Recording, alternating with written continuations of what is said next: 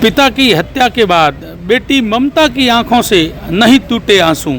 देखें लाइव। साथियों नमस्कार, मैं हूं आपका दोस्त कालू माली। साथियों, मोबाइल की स्क्रीन पर जो आप तस्वीरें देख रहे हो, अभी बाड़मेर राजकीय अस्पताल की तस्वीरें दिखा रहा हूँ। ये राजकीय अस्पताल का जो बेड है, बेड पे सो रही है इस बच्ची का नाम ममता है। ममता की उम्र करीब 13 से 14 वर्ष है। मामला क्या है साथियों, मैं आपको बता देता हूँ। एक तरफ ममता भर्ती है, एक तरफ ममता की माता भर्ती है। माँ और बेटी दोनों राजकीय अस्पताल में भर्ती है। भर्ती क्यों है वो आपको मैं पूरी जानकारी बता देता हूँ साथियों। आज से 1 माह पहले ममता के पिताजी की किसी अज्ञात लोगों ने हत्या कर दी थी। साथियों, ममता का कहना है, ममता ने 3 दिन पहले बाड़मेर के जिला कलेक्टर और बाड़मेर के पुलिस अधीक्षक को ज्ञापन भी सौंपा था। ज्ञापन में ममता ने लिखा था कि पुलिस कह रही है कि मेरे पिताजी के ऊपर बिजली गिरी है।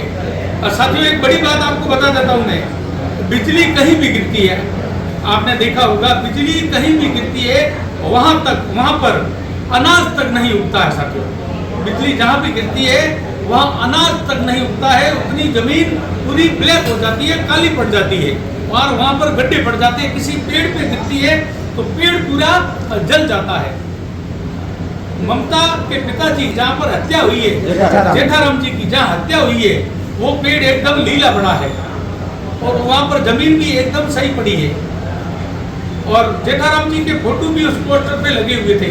अभी ये क्या है मामला, ये है साथियों, अब पिछले 3 दिन से ममता की माता, ममता के भाई, छोटी छोटी बहनें, ममता के परिजन, ममता के चाचा चाची और समाज के लोग बाड़मेर जिला कलेक्ट्रेट के बाहर धरने पर बैठे। धरने पे बैठे उस दौरान ममता की और ममता की माता की दोनों की तबीयत बिगड़ गई।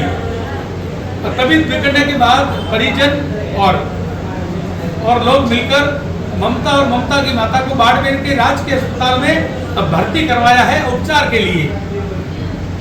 तो साथियों, ममता बेहोशी हालात में है। अपन बात करने की कोशिश करेंगे। ममता की माता की क्या है कि साथियों तबीयत ठीक नहीं है, उनका दिमागी संतुलन हो गया है उनके पति की हत्या होने के बाद। तो उनसे तो बात करने का कोई मतलब नहीं है। बाकी समाज के लोग खड़े हैं, भीम आर्मी के लोग खड़े हैं और ममता उससे भी बात करने की कोशिश करेंगे, जानकारी लेने की कोशिश करेंगे।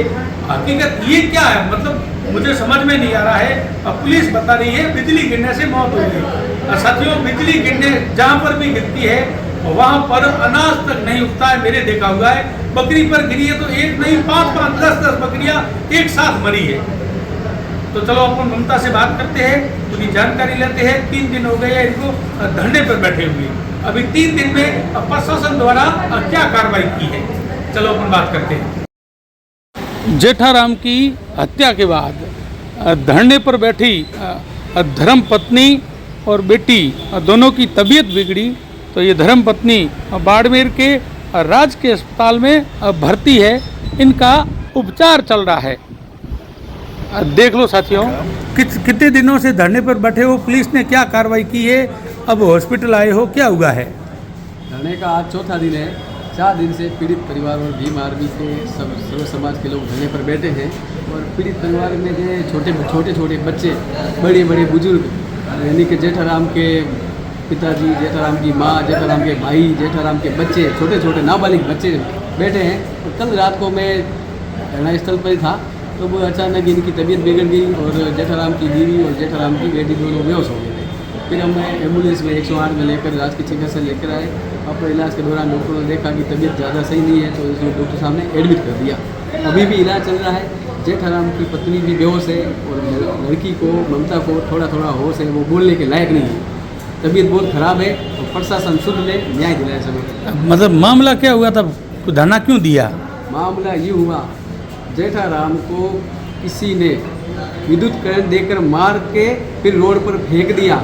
और पुलिस द्वारा जब बताया जा रहा है कि इसको करंट लगने या फिर आकाश से बिजली गिरने से मौत हुई, जबकि ये दोनों मामले झूठे। बिजली जब गिरती है तो आप, अगर मैं यहाँ पर खड़ा हूँ, मेरे ऊपर बिजली गिरती है तो आसपास के 20 लोग, 50 लोग, 100 लोग उससे दूषित होंगे, उसके ऊपर भी असर पड़ेगा।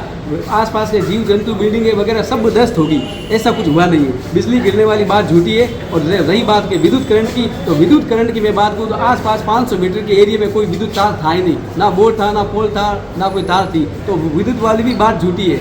जेठाराम को करंट लगाकर या फिर किसी गला दबाकर जैसे तैसे उसको मारकर रोड पर फेंक दिया है, ये बिल्कुल आम आदमी समझ सकता है, तो पुलिस प्रशासन क्यों नहीं समझ रही? तो अब क्या हुआ, पुलिस क्या कह रही है? पुलिस ने 1 महीने पूर्व कोई जांच नहीं की। एक तथ्य प्रथम दया रिपोर्ट दी कि इसकी करंट या आकाशीय बिजली से मौत हुई, जबकि ये मामला बिल्कुल झूठा है, इसकी हत्या हुई है। पुलिस प्रशासन से हमारी एक ही मांग है कि इस मामले की सही तरीके से जांच करके पीड़ित परिवार को न्याय दिलावे और हत्यारों को सजा देवे। अन्यथा कान खोल के प्रशासन सुन ले कि भीम आर्मी और पीड़ित परिवार कमज़ोर नहीं है, वो कमज़ोर समझने की कोशिश कर रहे हैं। हम भीम आर्मी द्वारा बड़ा आंदोलन करेंगे, सड़कों पर उतरेंगे जब तक इस पीड़ित परिवार को न्याय नहीं मिलता। जेठाराम जी की उम्र कितनी थी? जेठाराम की उम्र 40 वर्ष थी। कितने बच्चे हैं? 5 बच्चे हैं। 5 बच्चों यानी कि 18 से कम उम्र के बच्चे हैं। बड़ी से बड़ी लड़की ये ममता है जो अभी हॉस्पिटल में एडमिट है, इसकी उम्र महज 14-15 साल है। ठीक है, धन्यवाद। आपका नाम क्या है? मेरा नाम महिपाल खोरवाल, आप क्या हो? भीम आर्मी पूर्व जिला अध्यक्ष। ठीक है, धन्यवाद।